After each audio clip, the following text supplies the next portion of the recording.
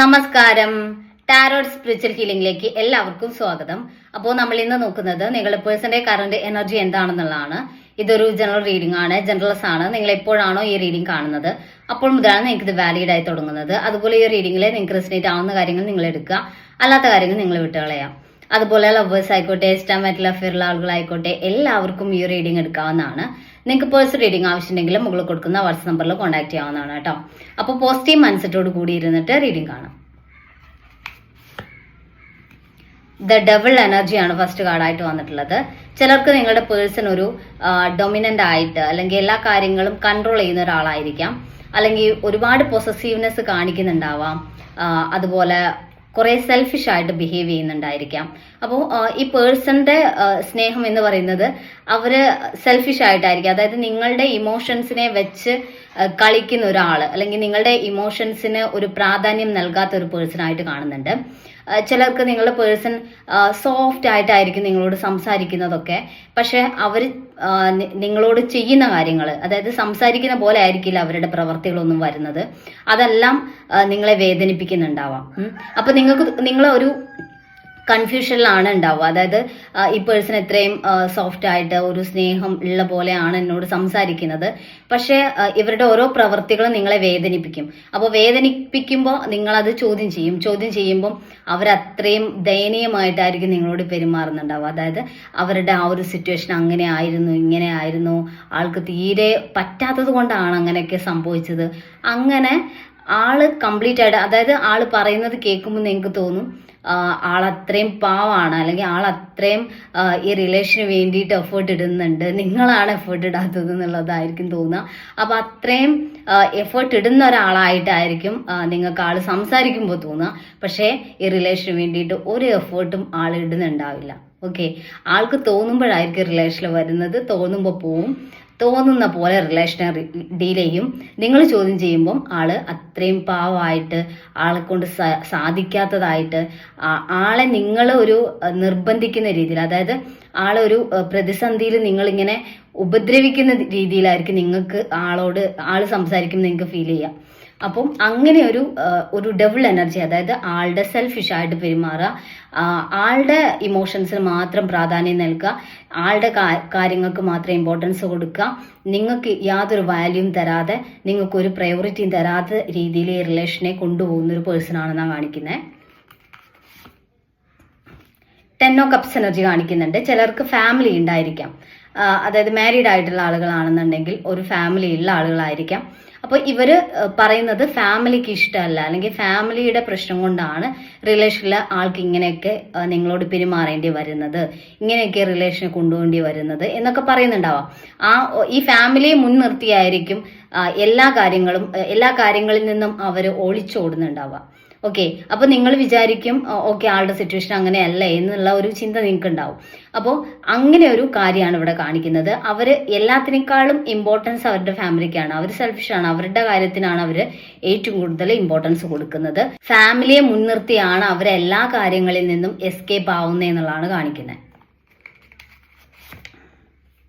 3 of swords ഈ ഒരു energy കാണിക്കുന്നത് നിങ്ങൾ ഒരുപാട് ഈ ഒരു റിലേഷനിൽ സ്ട്രഗിൾ ചെയ്യുന്നുണ്ട്, ഒരുപാട് വേദനിക്കുന്നുണ്ട്, ഒരുപാട് വാല്യൂ ഇല്ലാത്ത ഒരാളായിട്ട് നിങ്ങളെ തന്നെ തോന്നുന്നുണ്ട്, നിങ്ങൾക്ക് കെഞ്ചേണ്ടി വരുന്നുണ്ട്. ഈ റിലേഷനിൽ എപ്പോഴും കെഞ്ചി പോവേണ്ട ഒരു സിറ്റുവേഷൻ നിങ്ങൾക്ക് റിലേഷനിൽ വരുന്നുണ്ട് എന്നുള്ളതാണ്. അപ്പം പെരുന്നാളായിട്ടുള്ള പടക്കം പൊട്ടിക്കുന്ന കേട്ടോ, സോറി. അപ്പോൾ അങ്ങനെ ഒരു സിറ്റുവേഷൻ ആണ് ഇവിടെ നടക്കുന്നത് എന്നുള്ളതാണ്. നിങ്ങളുടെ പേഴ്സൺ അങ്ങനെയാണ് ഈ റിലേഷനെ ട്രീറ്റ് ചെയ്യുന്നത് എന്നുള്ളതാണ് കാണിക്കുന്നത്. നിങ്ങൾക്ക് ഈ റിലേഷനിൽ എപ്പോഴും കരയാനും മാനസികമായിട്ട് വിഷമിക്കാനും, ഒരുപാട് ഈ ഒരു റിലേഷൻ കാരണം ഒരു ട്രോമയിലൂടെ കടന്നു പോകുന്ന രീതിയിലാണ് ഈ റിലേഷൻ മുന്നോട്ട് പോകുന്നത് എന്നുള്ളതാണ് കാണിക്കുന്നത്. ക്യൂൻ ഓഫ് വാൻസ് എനർജി ഈ റിലേഷനിൽ ഒരു തേർഡ് പേഴ്സൺ ഉണ്ട് എന്നുള്ളതാണ്. ചിലർക്കൊക്കെ റിലേഷനിൽ തേർഡ് പേഴ്സൺ ഉണ്ടാവാം.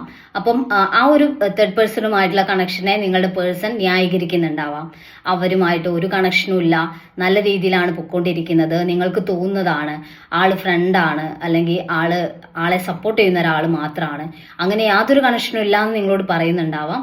പക്ഷെ അതൊക്കെ മാനിപ്പുലേഷൻ ആണ്. ആളുടെ ലൈഫിൽ ഒരു തേർഡ് പേഴ്സൺ ഉണ്ട്, തേർഡ് പേഴ്സണുമായിട്ട് ആൾക്കൊരു റിലേഷൻ ഉണ്ട് എന്ന് കാണിക്കുന്നുണ്ട്. അതല്ലെങ്കിൽ ഒരു ഫ്രണ്ട്ഷിപ്പ് ഉണ്ടായിരിക്കാം. എന്തായാലും ഈ ഒരു തേർഡ് പേഴ്സൺ ആളുടെ ലൈഫിൽ ഇമ്പോർട്ടൻ്റ് തന്നെയാണ്. ഓക്കെ.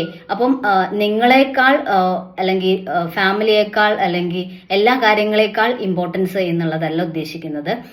നിങ്ങളെ എങ്ങനെയാണോ കൊണ്ടുപോകുന്നത് അതുപോലെ കൊണ്ടുപോകുന്ന ഒരു കണക്ഷൻ, ആ രീതിയിലാണ് ഈ ഒരു തേർഡ് പേഴ്സണുമായിട്ടുള്ള റിലേഷൻ ആൾ കൊണ്ടുപോകുന്നത് എന്നുള്ളതാണ്. കിങ് ഓഫ് പെന്റിക്കിൾസ്, അതായത് ആള് ഈ ഒരു റിലേഷനിൽ എല്ലാത്തിനേക്കാൾ മുകളിലായിട്ട് ആളുടെ ഗ്രോത്ത് ആണ് ആൾ ഫോക്കസ് ചെയ്യുന്നത്. ഓക്കെ. അപ്പം ആൾക്ക് എന്തെങ്കിലും ആവശ്യം ഉണ്ടെങ്കിൽ അത് നിങ്ങളെ കൊണ്ട് നേടിയെടുക്കുക എന്നുള്ളതാണ്. അല്ലാതെ നിങ്ങൾക്ക് എന്തെങ്കിലും അത് നമ്മളിപ്പം ആത്മാർത്ഥമായിട്ടൊരു സ്നേഹം ഉണ്ടെങ്കിലല്ലേ അങ്ങനെ ഉണ്ടാവുള്ളൂ. നിങ്ങൾക്ക് എന്തെങ്കിലും പ്രശ്നം വരുമ്പോൾ നിങ്ങളെ ഹെൽപ്പ് ചെയ്യാനുള്ള ഒരു ടെൻഡൻസി ഉണ്ടാവുള്ളൂ. ഓക്കെ. അപ്പോൾ ഇവിടെ ആളുടെ നീഡ്സ് ആണ് ആൾക്ക് ഇമ്പോർട്ടൻറ്റ്. ആളുടെ ലൈഫിൽ ആളുടെ ഗ്രോത്ത് ആണ് ആൾക്ക് ഇമ്പോർട്ടൻറ്റ്. ആളുടെ ഗ്രോത്തിലോട്ടുള്ള ഒരു ചവിട്ടുപടിയായിട്ട് നിങ്ങളെ യൂസ് ചെയ്യുന്നു എന്നുള്ളതാണ്. നിങ്ങൾ അതിനു വേണ്ടി യൂസ് ചെയ്യുന്നു. നിങ്ങൾക്ക് ഒരു ഇമ്പോർട്ടൻസും ആൾ തരുന്നില്ല എന്നുള്ളതാണ് കേട്ടോ. അപ്പോൾ നിങ്ങളില്ലെങ്കിലും ആൾക്ക് മുന്നോട്ട് പോകാൻ വേണ്ടി പറ്റും. ആ രീതിയിലുള്ള ഒരു സിറ്റുവേഷൻ ആണ്, അല്ലെങ്കിൽ അങ്ങനെ ഒരു മൈൻഡ് സെറ്റ് ആണ് നിങ്ങളുടെ പേഴ്സൺ ഉള്ളത്. ജസ്റ്റിസ് എന്ന് കാണിക്കുന്നുണ്ട്. ഈ റിലേഷനിൽ നിന്ന് നിങ്ങൾക്കൊരു നീതി കിട്ടും എന്ന് വിചാരിച്ച് നിങ്ങൾ നിൽക്കുന്നുണ്ടെങ്കിൽ അത് നിങ്ങളുടെ ടൈം വേസ്റ്റ് ചെയ്യുന്ന ഒരു സിറ്റുവേഷൻ ആണ്. നിങ്ങൾ സ്വയം വിഡ്ഢിയായിക്കൊണ്ടിരിക്കുകയാണ്. ഓക്കെ. നിങ്ങൾക്ക് ഈ പേഴ്സന്റെ ഭാഗത്ത് നിന്ന് നിങ്ങൾക്ക് ഒരു നീതി കിട്ടും. നിങ്ങൾക്ക് മുന്നോട്ട് ഉള്ള എന്തെങ്കിലും ഒരു ചേഞ്ച് ഈ പേഴ്സൺ ഉണ്ടാവും, ഒരു മാറ്റം ഉണ്ടാവും എന്ന് നിങ്ങൾ കരുതി നിങ്ങൾ ഇപ്പോഴും ഈ റിലേഷനിൽ തന്നെ ഇത്രയും കാര്യങ്ങളൊക്കെ നടന്നിട്ടും ഈ പേഴ്സന്റെ ഈ ഒരു സംസാരത്തിൽ മാത്രം അവരുടെ ആ ഒരു കമ്മ്യൂണിക്കേഷനിൽ ഉണ്ടാവുന്ന ആ ഒരു സ്നേഹം ഫീൽ ചെയ്യുന്നതുകൊണ്ട് മാത്രം റിലേഷനെ നിങ്ങൾ മുന്നോട്ട് കൊണ്ടുപോകണമെന്നുണ്ടെങ്കിൽ നിങ്ങൾ വിഡ്ഢിയാവുകയാണ് എന്നുള്ളതാണ്. നിങ്ങൾ ഈ ഒരു റിലേഷൻ കാരണം നിങ്ങളുടെ ലൈഫിലെ നല്ല സമയം നിങ്ങൾ നഷ്ടപ്പെടുത്തുകയാണെന്നുള്ളതാണ് കാണിക്കുന്നത് കേട്ടോ. അപ്പം നമുക്ക് കുറച്ച് ഏഞ്ചൽസിന്റെ മെസ്സേജ് നോക്കാം.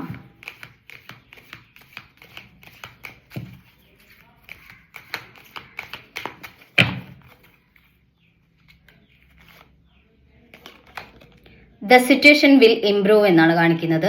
ഈ സിറ്റുവേഷനിൽ ഒരു ചേഞ്ച് വരും എന്നുള്ളതാണ്. ഇപ്പോഴുണ്ടാവുന്ന ഈ ഒരു പ്രശ്നങ്ങളിൽ നിന്നൊക്കെ മാറ്റം വരും. എല്ലാവർക്കും ഇല്ല കേട്ടോ. ചിലർക്ക് മാറ്റം വരും, ചിലർക്ക് ഈ പേഴ്സന്റെ ഒരു ക്യാരക്ടർ തന്നെ അങ്ങനെ ആയിരിക്കും. അപ്പൊ അങ്ങനെ മാറ്റം വന്നു കൊള്ളണമെന്നില്ല. നിങ്ങൾ സമയം വേസ്റ്റ് ചെയ്യരുത്. ഒരു വിഡ്ഢിയായിട്ട് ലൈഫിൽ മുന്നോട്ട് ജീവിക്കരുത് നിങ്ങൾ. ചൂസ് എ ന്യൂ ഡയറക്ഷൻ എന്നാണ് കാണിക്കുന്നത്. നിങ്ങളിപ്പോൾ പൊയ്ക്കൊണ്ടിരിക്കുന്ന ഈ ഒരു വഴി, അതായത് ഈ ഒരു റിലേഷനുമായിട്ട് നിങ്ങൾ റിലേറ്റ് ചെയ്ത് പൊയ്ക്കൊണ്ടിരിക്കുന്ന രീതി, അത് നിങ്ങൾക്ക് തോന്നുന്നുണ്ട് ഇവിടെ നിങ്ങളൊരു വിഡ്ഢിയാവുന്നു, അല്ലെങ്കിൽ നിങ്ങൾക്കൊരു ഇമ്പോർട്ടൻസ് കിട്ടുന്നില്ല, നിങ്ങൾക്കൊരു മനസമാധാനം എന്ന് പറയുന്നത് ഈ റിലേഷനിൽ ഉണ്ടാവുന്നില്ല എന്നുണ്ടെങ്കിൽ ഈ ഒരു റിലേഷനിൽ നിന്ന് നിങ്ങൾ മാറി മറ്റൊരു ഡയറക്ഷനിലോട്ട് നിങ്ങൾ സഞ്ചരിക്കേണ്ട ടൈം ആയിട്ടുണ്ട്.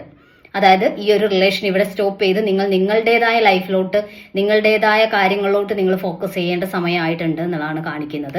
അങ്ങനെ നിങ്ങൾ ഇങ്ങനെ ഒരു ടോക്സിക് ആയിട്ടുള്ള റിലേഷൻ നിൽക്കുന്നുണ്ടെങ്കിൽ അതിൽ നിന്ന് പുറത്ത് കടന്നാൽ മാത്രമേ നിങ്ങളെ സ്നേഹിക്കുന്ന, നിങ്ങൾക്ക് റെസ്പെക്ട് തരുന്ന, നിങ്ങൾക്ക് വാല്യൂ തരുന്ന ഒരു പേഴ്സൺ നിങ്ങളുടെ ലൈഫിലോട്ട് വരുള്ളൂ. അല്ലാതെ നിങ്ങൾ ഇതിൽ തന്നെ കടന്ന് സ്ട്രഗിൾ ചെയ്തുകൊണ്ടിരിക്കുകയാണെങ്കിൽ ഇവിടെ നിങ്ങളുടെ സമയം പോവും. നിങ്ങൾക്ക് മുന്നോട്ടൊരു ഫ്യൂച്ചർ, ഒരു ലൈഫ് ഉണ്ടെങ്കിൽ അതും നഷ്ടമാവും. എല്ലാ രീതിയിലും നിങ്ങൾക്കൊരു ഗ്രോത്ത് ഉണ്ടാവില്ല ലൈഫിൽ. എല്ലാ രീതിയിലും നിങ്ങൾ സ്റ്റക്കായി പോവും, തകർന്നു പോവും. ഓക്കെ. അപ്പോൾ നമുക്ക് കുറച്ച് ക്ലൂസ് കൂടി നോക്കാം.